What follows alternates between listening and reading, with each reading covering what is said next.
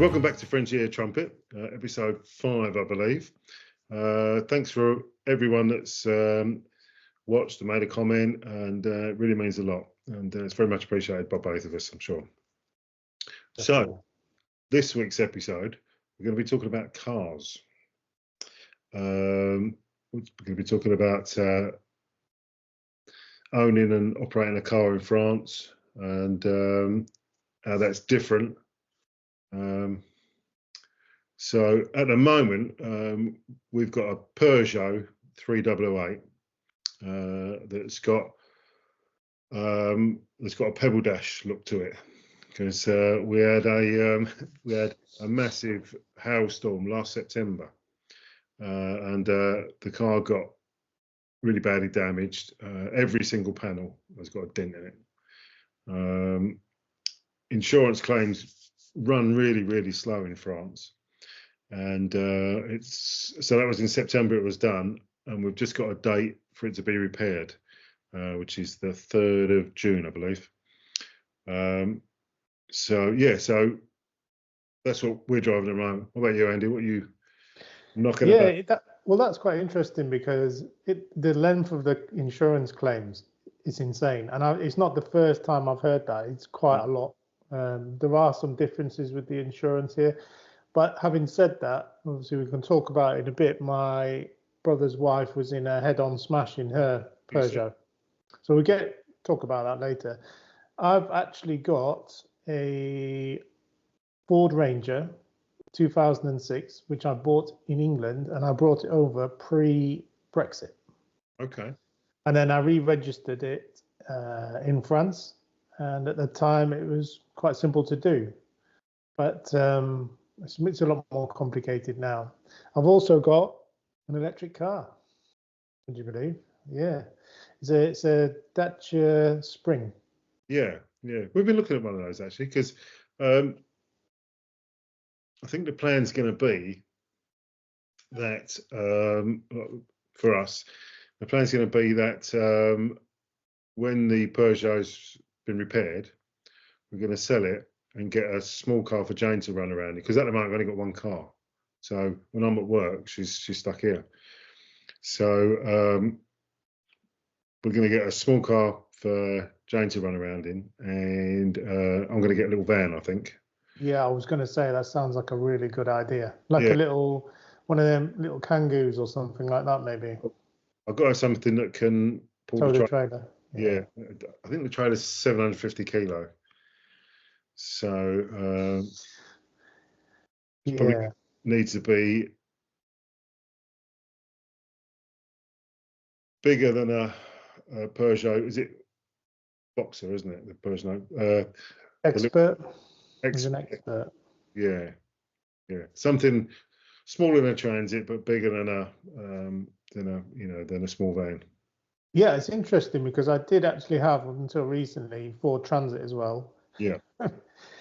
Nightmare. Anyway, I took that back to it because that was UK registered, and I had to take it back every so often because of the insurance, tax, MOT, and all that kind of nonsense. And it just wasn't worth doing that. You know, it was getting to a sort of €500 a time to cross the channel. Yeah. So it's interesting, because my mum and dad, when they lived here, and this was they lived in England, and this was a holiday home for them, they had actually a little French Renault Clio that they bought, and they just stuffed it in the hangar, and they used that when they came over. That's the ability then to fly cheaply, 50, 60 quid tickets, and you still got transport at this end. There's a chap that I know who's got a place in Spain, and the long-term car park in his local airport to where his holiday home is, I think it's about €60 a month, something crazy like that. It's really, so he does the same thing. He has a car that just leaves in the long stay car park, and he flies in, and as you say, just uses that. That's mainly because I think if you ever tried to get a taxi to the airport, it's so expensive. I mean, it's virtually impossible to get anything reasonably priced where we are, anyway. Funny enough, when I dropped off Kelly and Phil at the airport, the taxi there was a Jaguar, And Phil said, "Well, that's all right, isn't it?" I said, the reason he's got a Jaguar. Yes, exactly. But what I will say to you, because you were talking about getting a new car, is the electric car, the little electric car that I've got. It's so cheap, cheap to run. It's unbelievable. So if I go to my other house, if I set off, all right, it's a Ford Ranger, so it's like as aerodynamic as a brick, but that's going to cost me 25 to 30 euros in diesel just to get down there. Yeah. And this car would do the same journey for about 5 or 6 euros. So the price difference is massive. But also, I'm working on, in fact, been working on this week, my solar system.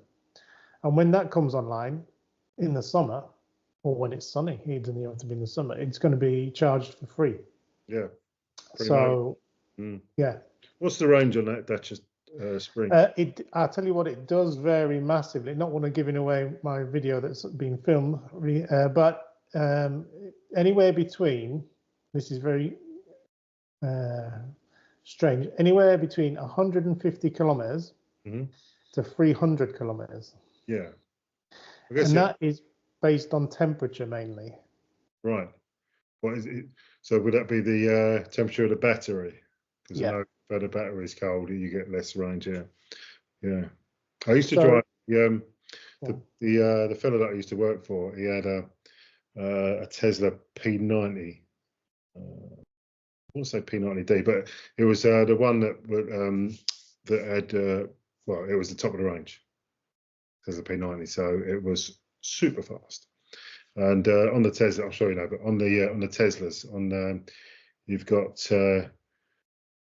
P, D, and L. So you got park, drive, and L. So I said to him, "What's the L for?"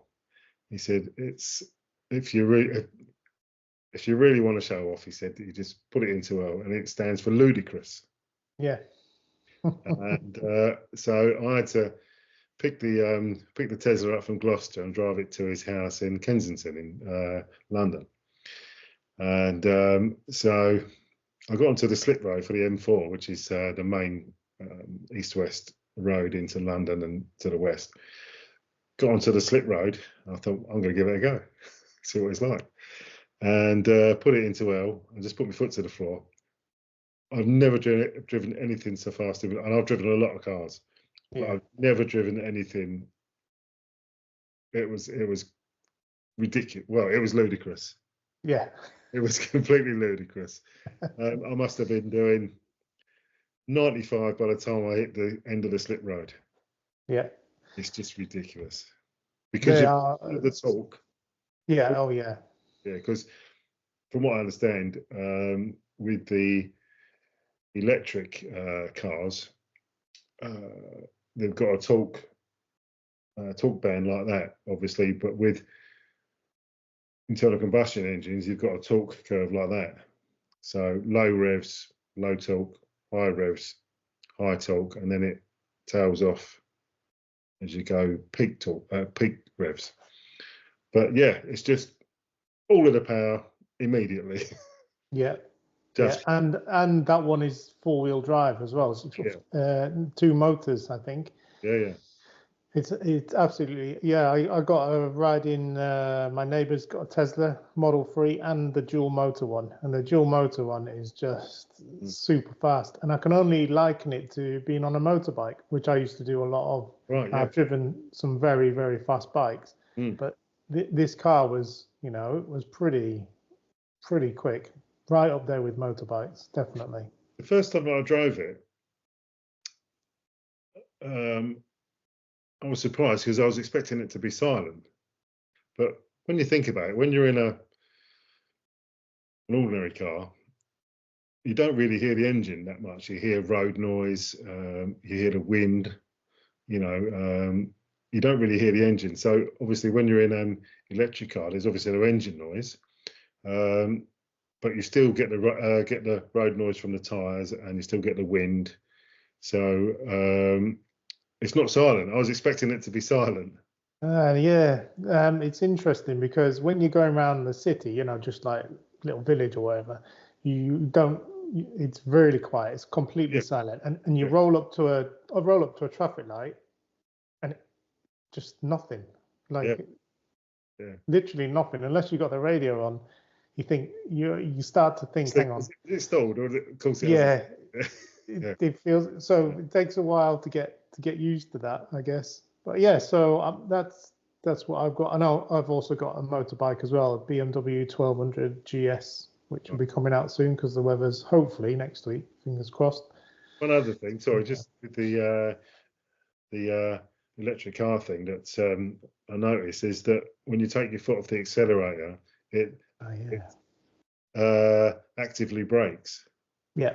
So that takes a while to change your driving to take that into account, because, as I say, you take your foot off the accelerator and you start slowing down. Yep. But it also means you don't go for brake pads. No, of course, yeah. If you adapt your style of driving to use that, it recharges the battery. Yeah. When so you actually use less power. Yeah. Yes. Oh, I love it. I think it's brilliant.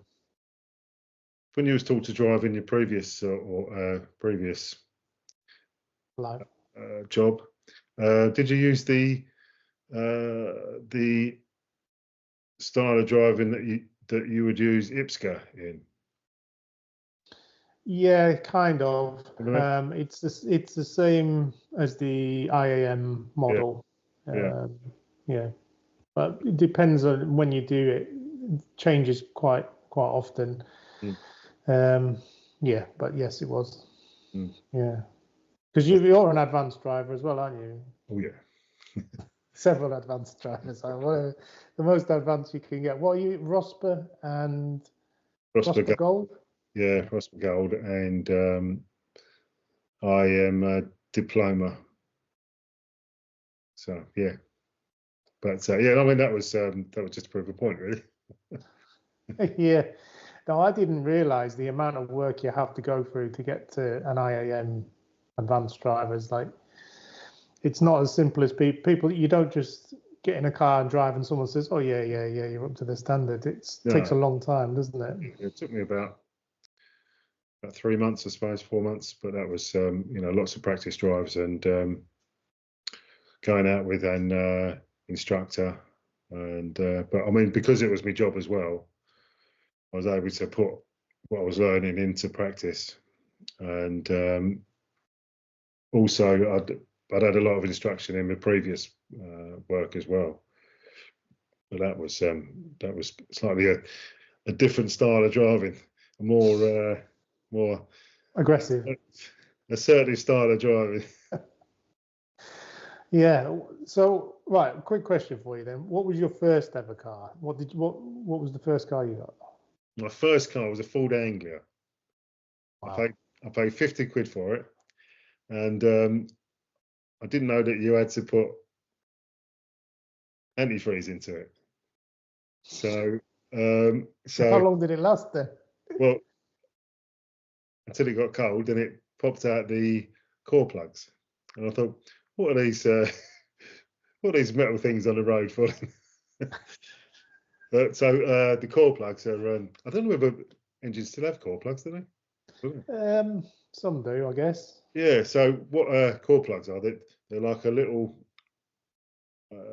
round disc of metal with a lip on it that sits in the block, and should the engine freeze or should anything happen, rather than crack the block, it will just pop the core plug out. And yeah, so I didn't know. I was 17 and stupid. 17 and stupid. Yeah. Now I'm 60 and stupid. So, but yeah, so yeah, 50 quid. And actually, I had a Pioneer. I had a Sharp radio cassette in it, and Pioneer speakers that was probably worth 3 times the value of the car. I think we've all been there. Yeah. But yeah, that's my first car. What about you? This is going to sound incredibly middle class, but it was actually a BMW, but not a new one or anything like that. I found an old D-Reg 318. So it's the lowest line you could possibly get, the lowest, and it was the cheapest one I could Still a nice. possibly find. And I'm pretty sure the insurance was more per year than the car was itself. But I really liked, from an early age, I liked the driving style of a BMW. And at that time, because these were the old, I'm going to say, no, they're not E36. I can't remember them, but it was an old 318. Yeah. And it just drove brilliantly, and everything was just so well made and bolted together. It was brilliant. Really, really nice car. I should say that actually about the best driver, because when I was working for myself, I mostly drove S-Class Mercedes, and fantastic car, brilliant chauffeur's car, because the doors opened really wide. So, when you open the door, it opened really wide. And, so there's lots of room for people to get in and out and so on. And great car, always cutting edge technology in them. So anything that was new in an S-Class, you would see in your Fords maybe 3 or 4 years later. But yeah, fantastic. And then when I started working for JLT as a chauffeur, they had 750 BMWs, and they're a much better driver's car. So I much prefer driving BMWs than I did the S-Class. Yeah, I've had a few, probably 3 BMWs. Right. Owned 3 BMWs, driven many more in my last job. I just used to drive them all the time, and you could get to drive them until you could break them as well. And that didn't happen very often, because they were really well made. Yeah, superb cars. I actually exchanged that for and put some money in, and I got a Peugeot 205 1.9 GTI. The GTI worth a fortune now. Oh God, I would. And there's some cars I would love to own now, and from my sort of early adolescence. So the GTI, I would love to get my hands back. I sold it for 150 quid in the end because I crashed it. I know. And then there's a Ford Fiesta XR2. My mate had one, Mark II one, with the pepper pot alloys. Oh, I just wanted one desperately. But you never had the XR3? XR3? No. Yeah. There's a joke about that, but I can't say it here, so I'll have to tell you later. Okay. Look forward to that. Yeah, so then I chopped it in for that, and then crashed that, and then I think I had. Was it just ran out of skill, or? Yeah, ran out of skill. Yeah. Must have been 18, 19. Yeah, I mean, so no chance. Wet road. Probably the tires were semi-legal and just going way too fast on a corner, and ended up hitting the curb and knocking the whole engine mounts over. And I didn't, at that time, I knew nothing about mechanics either.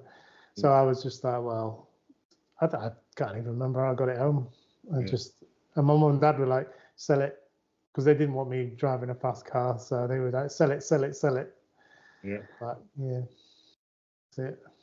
I've had so many cars, so many. I've had 3 proper minis, actual minis, not your BMW. I was parked next to a mini, I think it's called an All-4, right? And it was as big as the Peugeot I'm driving now, which is a mid-size SUV. It was massive. How can you call that a mini? Nah, well, it stopped being proper mini when they sold it to BMW, or BMW bought the rights to it, I guess. So I've had 3 of the proper minis. I had a lovely gold 1275 GT. You could go around roundabouts 50 miles an hour with that. Just brilliant. That's brilliant. I had, when I was 19, I had a Rover SD1, which and there's a white one as well, which the police were using at the time. So I always used to find that I'd be driving along, and people would slow down in front of me. Was that the V8 one, or? No, it was a 2.6. It's the straight 6, 2.6. Yeah, I sort of wish I'd had the V8, but there you go. That's life. Yeah. But yeah, and I had an Alfa Romeo 1.5 Sprint Veloce in bright orange, tangerine orange with checkered seats. I can see. Yeah, I can see it. Checkered seats, and nice and understated it was. My goodness. Fantastic sound to it. Yeah. Fantastic sound. Yeah, sold that. I've had Escorts and Fiestas. And we had a Citroen 2CV as well for a while. Brilliant cars. Yeah, just a fantastic. I think anybody that's not owned one would say, you know, it's a rubbish car. You know, why would you have one of them? Anybody that's owned one says they're a fantastic little car. So I'm sure you know what the design brief for the 2CV was. I do, yeah. Go on, tell me. Go on. Well, they said that it should be able to carry a tray of eggs across a ploughed field, and then it would have to do something like you had to go so far on a litre bottle of fuel. There was a distance it had to go as well, I think. Yeah, I think you're right. Yeah, yeah. And also the thing about the 2CVs, which I find amazing, is you can take the seats out for a picnic. Yeah. You take the back seats, just pull them out. Yeah. Sit on them and have your little two little split pins, isn't it? It's holding it in. Yeah. Yeah. But when I remember taking it for the last, because for those who don't know, my dad had a 2CV, which we've still got actually, but we're going to sell, and I keep it MOT'd or control technique every 2 years. And the last time I took it, they marked it down on the seats aren't fixed well enough because they are just literally just a little clip. It's so funny. Yeah, but it's funny about that. When I took it for a control technique during the pandemic, the guy obviously had never done one before, even though this is France. Really? Okay. Because he called me in and he said there's no brake wear on these. There's no brake material, bad material on the brakes. This is too dangerous. I shouldn't really let you drive away with it. And I was like, no one drives this thing, so I don't think so. Anyway, he was basically looking at the wrong thing. And the brake, the front on that is actually it's at the front on the axle, but it comes out by the engine as opposed to down by the wheels. Yeah. It was the same on the Jaguar, wasn't it? Remember the old Jaguars? They had never had one. Inboard brakes, I think they're called. Yeah. And it was the same on the old Jaguars. Weird. Yeah, just each side of the gearbox. Yeah. Yeah, on the actual drive shafts itself. Yeah. Yeah. Weird system, but it works. It's super reliable as well. You don't put any coolant in. It's all just oil cooled. So super reliable. Yeah. What's your most memorable car that you've had? Well, when the one that means the most to you, I guess. Yeah. Well, when I started working at JLT and I was paying me a ridiculous amount of money for just doing that. Actually, I'll tell you a story. My wife, when I used to get in from work, and I'd sit down and go, oh, I'm so tired. She'd say, Jane would say, I don't know what you're tired for. I said, well, you know, I've been working with her. She said, all you do is mince around in a flash car all day. Apparently, that's my job. Mince around in a flash car. So yeah, anyway, so when I first started there, I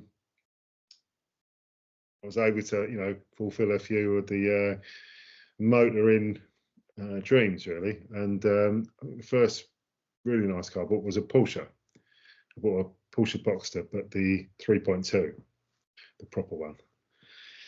And there is a story actually that when they designed it, it's so well balanced and it handles so well that Porsche reduced the power of the engine because it would have impinged on the performance of the 911. Oh, right. I did not know that. Because when you think of the 911, the engine right at the back, with I think the gearbox is at the front, isn't it? In the 911, not sure. Anyway, probably depends which year you get. Yeah, that's true. Anyway, so when I bought a Porsche, and within a couple of weeks, I went to see my brother. He was a fireman at the time at Rainham Fire Station, and put the roof down, and we headed off at high speed to all around Tilbury. And like you said earlier, I ran out of skill. And we spun off the road with this. Well, actually, come to this corner, and about 10 foot away from the corner, I thought, yeah, I'm going a bit fast here. I don't think I'm going to make it. I know. There was a 40-footer coming towards us, and fortunately, only one of the back wheels ended up in the ditch, and the truck was able to stop. Oh my goodness! Yeah, and my brother, he was as cool as a cucumber. He just turned to me, he went, "Well, that wasn't very good, was it?" And so managed to get out of the ditch and drove off, and so that was a sobering exercise. So so that was a really nice car. But in answer to your question, I think the best car I had was that I've actually owned was the Golf R32, which was. What year did you have that? I mean, what year was the car? Oh,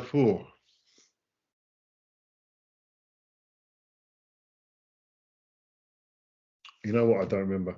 I'd have to have a look. But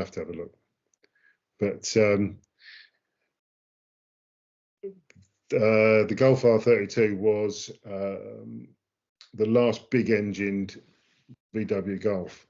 So VW managed to shoehorn a 3.2 V6. Yeah. With four-wheel drive into a Mark V Golf, and it was a flying machine, just ridiculous. What happened to that then? I had to sell it to raise enough money to buy the house up in Normandy. Oh no. Yeah. Well, that's good, I guess. Yeah. Yeah, I had a similar story with one of my cars. Keep telling myself that, yeah. Yeah, that's it. Well, big engine cars, they just don't seem to do them anymore, do they? It's all about economy and that sort of stuff. So the funny thing was that the next car that I planned after that one was a C63 Mercedes, which is a C-Class Mercedes, which is a small saloon four-door car. Was it three-door? I'm not sure. Anyway, a small saloon with a 6.3 V8 in it. And what could possibly go wrong there? Well, exactly. What could possibly go wrong? So it's probably just as well that I bought a house instead. Yeah, well, I guess now then that went on to you living where you're living now. Of course. I guess if you hadn't done that, then you'd still be in Dagenham, wouldn't you? Oh, mate. And someone would have stolen my car as well by then. Oh yeah, it'd definitely be nicked by now. 100%. Yeah. Actually, Jane used the R32 for, I don't know, but maybe a month or so when she was in between cars. And of course, just going to work in Folds in an R32. Of course, all the other fellas were running around in circles looking at it. Yeah. Because it was a proper sorted one as well. Because there was an issue with the gearbox that was a design issue with the mechatronic unit. I think we sent everybody to sleep by now. Yeah, I know it's going to be one of those videos. People are switched off by now if you don't like cars, I guess. But so there was a design fault with the mechatronic unit in the gearbox, which was like the electronic and hydraulic brain of the gearbox. and it started playing up. And of course, you know, did some research and it found this is what it was going to be, and the repair was like £5,000-6,000. Yeah, so there was a VW dealer on the highway in London, which is the road that comes in from the east, as you know, I'm sure. But yeah, there was a VW dealer there, and I went in there. I said, look, you know, I understand that this is a design problem. Can VW contribute to the repair? Anyway, cut long story short, it turned out that the service manager was a massive fan of the R32s. He went, leave it to me, I'll sort it out. I think I paid £400 to have it repaired. Nice. Yeah, so it was a properly sorted R32. It had a I found an R32 registration for it as well. You can tell you definitely miss it. You 100% miss it, don't you? Oh God, yeah. As I say, it was properly sorted. Everything was squared away on it, and yeah, and then I sold it. Oh, we've all done that. Sold cars that we wish we kept, I guess. Yeah. Like, yeah, I wish I had my 205 GTI. Now they're, I don't know, probably 15 to 20 grand, I would reckon. Probably somewhere around there now. If you've got a Ford Escort Mexico, something like that now, it's 40 grand, 50 40 grand. Yeah. Yeah, I can believe it. Just classic cars are something that just keeps going up in value. I mean, 2 CVs now to get one in the condition like the one we're selling is around about €10,000 for that. Yeah, I believe it. Maybe some more in mint condition up to 15, 16,000. Yeah. Really, really expensive. I had a 535 I in about 2003, 2004. So it was only a couple of years old. I got it on finance because I thought I'd started my own business. I thought it'd be really a good idea to load up the business with money that I couldn't really afford. Yeah.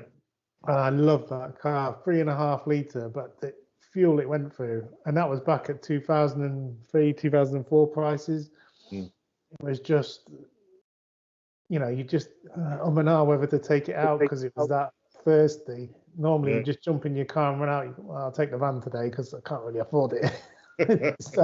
But it had back then. It had full cream leather interior. It had a TV in, which back in those days, just amazing. You know, you could park up, turn it on, and watch the telly. Yeah, brilliant. Yeah. And it was black as well, and it was the M Sport version.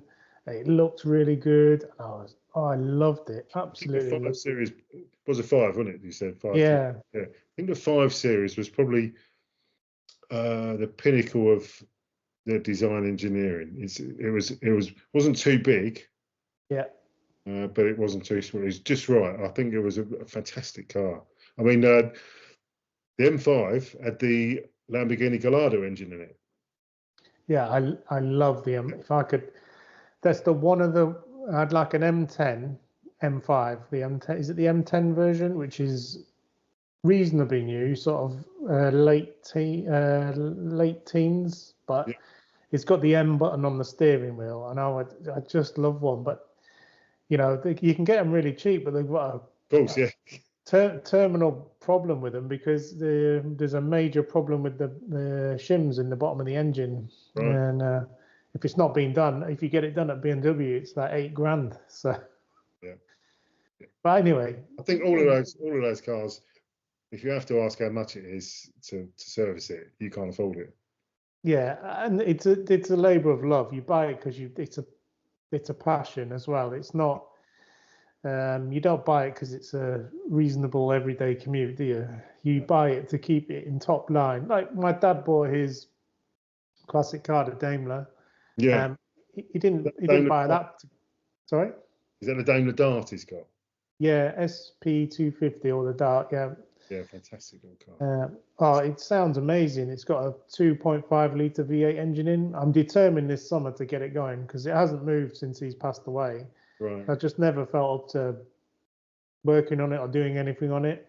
But if something cars are meant to be driven. If they just sit there, then they'll rot away, and he wouldn't want to see that. Yeah. So I'm working hard towards getting that sorted this year, I guess, because I love driving it. But the thing about it is there's no seatbelts, and it doesn't have rack and pinion steering even. It's worm and peg. Okay. So the steering wheel is like a bus-sized steering wheel, and you can't dry steer it at all. It's all about leverage, isn't it? You've got to be rolling at least 5 miles an hour before you can turn the steering wheel. It is really, but it's that's the age that it was. Should anything happen to you when you was driving it and you got flung out, people would be looking at your corpse going, yeah, but look at the car he came out of. Look at that. Yeah, but if you got flung out, you'd be happy with that, because if not, the way that the steering worked is the center of the steering wheel is a straight rod right down to the axle. So if you fronted anything, it'll just go straight through your chest and straight out the back of the seat. Yeah, but you look no good chance. No chance. In the car. You would look good though. Yeah, because it wouldn't slump down. I'd be. If you're gonna go, you know what I mean. Oh dear God. I'll tell you a funny story. When I was doing the diplomatic and military stuff, I can't remember who was driving, but it was some head of state, and we borrowed. Tony Blair was the Prime Minister at the time. So through our contacts in the Foreign Commonwealth Office, we was able to borrow the Prime Minister's Range Rover, and we went down to the Royal Suite at Heathrow, and we're messing about with this Range Rover. This thing weighed about 5 tons, massive great thing, and messing about with it and having a look at it and all this, and we opened up the tailgate, and the back window was like about 10 centimeters thick, and massive great gas struts to hold it, like to open it. And time was getting on, so I thought, yeah, right, better get ready. Do you think we could shut this back tailgate? Because on the Range Rover it opens in 2 parts, doesn't it? That's it, yeah. And then the bottom bit. So we could lift up the bottom bit, but because of these great big gas struts holding this great big heavy bit of bulletproof glass, we couldn't get. There was about 6 of us hanging off of this back window trying to shut it. Couldn't do it. So I mean, we did it in the end. Got some more people, and I bet you didn't open it again though. We did open it again. Yeah, I've got some luggage here. Just put it in through the door. Be all right. Yeah, just put it on your knee. All right. Yeah. Good chauffeuring. So, what is that the best car that you've had? Then you like your Rover or your R32? You have any other interesting cars? Not really. As I say, that was that's probably the best one. You know, we've had, like I said, we've had Escorts and Fiestas and all that, and good solid cars. Your Fords, you know. Are you saying that because Jane used to work for Ford? No, not really. No, you know, good. Fiestas hold their money really. How boring is this? Fiestas hold their money really well. I think if people are watching now, then they're the kind of people who are going to hear that for certain. Yeah, I mean, I have a Ford Ranger, but we all know it's not actually that year is not actually a Ford. They didn't make their own. It's a Mazda BT50, and as such, that'd be the same as Isuzu. No, I don't think so. Right. No, the BT that year, the BT50 and the Ford Ranger are the same. Right. Everything's interchangeable. They just put so good. Yeah, they just put Ford stickers on it, and literally everything that's broken on it is the Ford stuff. All the Mazda stuff, is fine.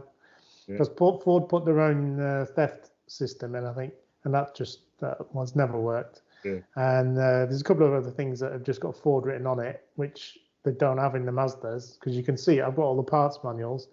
They don't have that, and it just doesn't work. but it's a really reliable car. Like get in and the engine's going to start. Yeah. I used to leave it because I had vans as well. I used to leave it for weeks on end and just get in and turn it and know it's going to work. So speaking of theft stuff, I always remember when I bought my first flat in Tilbury, because it was the only place I could afford to buy one, and so that was when I had the Alfa Romeo, and I sold that to raise some more money towards the deposit on the flat. So I was without a car for about 6 weeks, and I was on a bus and I saw this old Lada, for sale by the side of the road. So I got off the bus, I went back. It was a Lada Riva, which was the old Fiat 150. yeah, Lada Riva, Yeah, looks Lada. like a Russian Yeah. Russian car, yeah. Yeah, that's it. So I went back and it had a big sign in the window. I think like £250. So I thought, yeah, that'll do. So I phoned the number, and the fella came out of the house, and it had a brand new set of wheel trims on it. I said, look, mate, I'll have the car. I said, but take the wheel trims off and I'll give you 200 quid. He went, all right. So he took the wheel trims off and I gave him 200 quid and drove off in this car. And this thing was built like a tank. It had steel bumpers on it, like literally, because it was proper Soviet era engineering, In fact, it had a battery on it, great big battery on it, like a big agricultural battery with the two handles. And this thing could jump start a 747. And right through that winter, it's a really bad winter. The Lada started up every time. When everybody else up and down the road was, there's having trouble getting their car started. But this thing just started first time every time, and it was solid as a rock. And I think I checked the oil once in it, and I think I spent about 69 pence on a light bulb. But other than that, didn't spend any money on it. And I remember someone broke into it and stole the crook lock out of it. Yeah. Somebody broke into the Lada and stole your crook lock. Yeah. And I think I sold it for about 400 quid because I don't know, I was just lucky. But that was a great car, to be honest. Bags are right, massive, great boot, and yeah, that was equally with the worst car, but one of the best cars. Yeah, just, I know what you mean. Like the worst car, but most reliable. Always got you there. Never used to lock it. Yeah. Going to nick it. No one's been seen dead in one. That's a good point. Yeah. Anti-theft device. Yeah. That's it. I remember when I had my 1.9 GTI. It started when I was 19. I took my motorbike test and I got a grey import RF 400 restricted bike, and I was driving it around. And I used to have a flat I used to live in Harrogate near the town centre, and it had a single garage, not with the property but detached. And I worked out if I got the bike across the end of the garage, I could get the 205 in, right bumper up to it, and be able to shut the back door of the garage, which was brilliant until I bought a Peugeot 306. I got a 306 GTI 6. Nice. Yeah, having a really bad day, went home, wasn't thinking about it, put it in the garage, pulled the garage door down and smashed in the back window because it was about that much longer than a 205. And I remember what I did because I don't know what had gone on that day, but I didn't even bother. I just heard the glass smash, just left the door half open and went inside and went into the flat. Yeah. I just left it. Like, I was just whatever. I just walked off. Yeah. It was, that was a really nice car, the 306, the GTI 6. Quite quick. Yeah, nice. Do you remember that there was a Lancia? Delta. Now there was a Lancia Thema. Do you remember that? Yeah. It had the Ferrari engine in it. I think it was called the 832. Was it Thema or Theta? I think it was Thema, Thema. I think it was. Yeah, the 832 had the Ferrari engine. Wicked. Nice. I do like big cars in, sorry, big engines in, in cars. Because if you're going to have an engine, you know what I mean. It's funny you should mention, actually, the car I had after that was an MGB. Nice. But 1976, 3.5 litre V8 in it from the Rover. Wicked. Factory made as well. Really? It was an original factory. And you can always tell the factory made ones because they didn't have the bulge on the bonnet. Right. Because the factory made ones used the normal bonnet, and because they used the Rover 3.5 litre V8 and it was done during manufacturing, you can see the V8 badge and a flat bonnet, you know it's a factory one. Right. Nice. But that car should not have a 3.5 litre V8 engine in. Yeah. The handling was terrible because it was so heavy. The tires were skinny, and I crashed it, obviously. Yeah. I was only 20 or something, and completely smashed the entire side of the car in. Yeah. In fact, I went out with my friend. We were out, and it was raining. And I thought I was coming home these are North Yorkshire roads as well, and it was on a corner. And I thought, oh, once I get through the corner, I'll give it the beans and see what happens. Yeah. On a wet road. I think the vast majority of accidents with young men in cars are preceded by the words, "Watch this." Yeah, hold my beer. But I remember coming home, dropping my mate off, coming back to the house, getting out, looking down the side of the car thinking, actually, you can hardly tell that anything's happened. I'm going to get away with this. Yeah. Then I walk around the car, look down the other side, and there's not one panel that's not smashed in.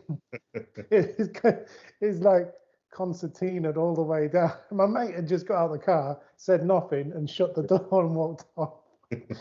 And then what I did is I put it in the garage because I was living at home at the time, and I put the car in the garage, and then just didn't say anything at all to my dad, to anybody, anything. And about 3 weeks later, I said to my dad, I crashed the car. And he goes, I was wondering when you were going to say something about that. No. He was just sat there for ages till I said something. Yeah, those were the days. But that car just should not have that engine in it. But and because of that, it's very hard to find them now as well. Yeah, there's a story.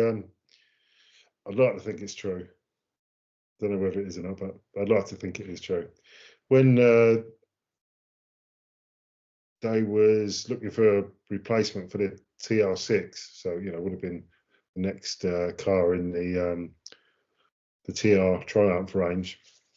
I think it was owned by British Leyland at the time. They said to all the engineers, right, go away and come up with a fantastic new Triumph. It's going to be brilliant. Don't do this. So they all put the rest together, and the TR6 was a beautiful car, wasn't it? It was lovely. It was big long bonnet and big wheels, convertible, lovely looking car. So they came up with a more rounded version of that, a bit more aerodynamic and fantastic looking thing. They presented this to the British Leyland management. They went, no, don't like it, go away. Do something else. So they went away and they did some more work on it. And this happened 3 or 4 times. So to prove a point, the engineers and the designers said, right, we're going to come up with the worst looking car we can think of. And just to prove a point. So they designed this car, all wedgy and pointy bits on, horrible looking thing. And then took it up to the British Leyland management, said, look, what do you think of this? And they went, we love it, put it into production immediately. And that was the TR7. I mean, the difference between the 6 and the 7 is million years, isn't it? It must have been around the 70s, I think, probably. It was never really cool, though, was it? Oh, it was awful. Terrible car. Nobody, I would never. TR6, there was certain part of, was it Peter Wingard, wasn't it? Do you remember it? Peter Wingard? Yeah. You have to Google that one. Yeah, you know, it was dead cool, wasn't it? But if he turned up in a TR7, he was a bit of a hairdresser, I think. Yeah, it was. You can't even say it was ahead of its time. It was terrible. Yeah. So the future then for you is a little van and a little runabout, you reckon? Yeah, I think so. Yeah. If there's anybody still watching, we can just drag it back to France for a moment. I don't think. I think they've all gone now. It's just us. It just does. Just But if you know, for the benefit of, all right, viewer.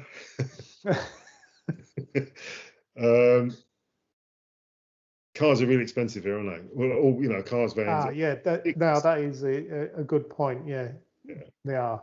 So even a half decent van, you know, with 100,000 kilometers, which is, you know, isn't that much these days, upwards of 10, 12, 15,000 euros. Yep. So yeah, so we're probably going to have to put some money to it, I think. But that's, you know, is what it is. But yeah. Yeah, I guess that they are expensive here. My dad had a Skoda VRS. Nice. And yeah, lovely. And it was 2006 model, I think. No, sorry, completely wrong. 2010, I think it was 2010 model. And he bought it new. And at the time of it buying it new, he was in France and he said, look, I want to buy a brand new Skoda VRS. And they said, oh yeah, that's going to be 32,000 euros. No haggling. There's no haggling on price here either. No. The price is the price. Mm. And so he went back to England and said, look, what can you do me the same spec VRS for? And they said, we'll do it for 20 grand. So he got it, drove it straight over the channel, registered it in France, and that was it. And although it was right-hand drive, he was used to doing that anyway. And do you know, that car stayed with my dad until 2019, maybe, something like that. And then guess who's got it now? Big Dave has it. Has he really? Oh, Big Dave. Yeah. So his family's got it now, and it's still going really well. My dad looked after it really well. So. Was it the estate version? Because they did an estate version, did they? No, it's the saloon car version. They did do a. Yeah, you're right. They did, but no, it was saloon car version. Really good car, but he actually wanted, before that he had a Saab 9.5 Aero, one of the last Saab ones, 2001, which he bought new, and it had about 300,000 miles on it, and that was a lovely. Only just run in then. Sorry. So it was only just run in, really, wasn't it? Oh, why use one screw when you can use 20 bolts? That thing was screwed together. Yeah. Like nothing I've ever seen. The Saab could make cars and everything worked. And you, even to the little features, like there's one thing on it, the night panel button, you just pressed it and everything disappeared. Nothing took your eyes away from the road apart from your speedo. Yeah. And that was it. And that was dim, and you could it was just right. And it was fast as well. It was really fast. They was the first to have actual night vision, so you could switch all the lights off and watch the screen and drive with the screen. I only did it for a short time because it was terrifying, but yeah. Nice. Yeah. Yeah, it's a shame that Saabs went bust. They were really good cars. They used to make fighter jets, didn't they? So, you know, they're good practice. And Scania's a Saab as well, originally, I think. Right. You know, Scania trucks. Yeah, of course, yeah.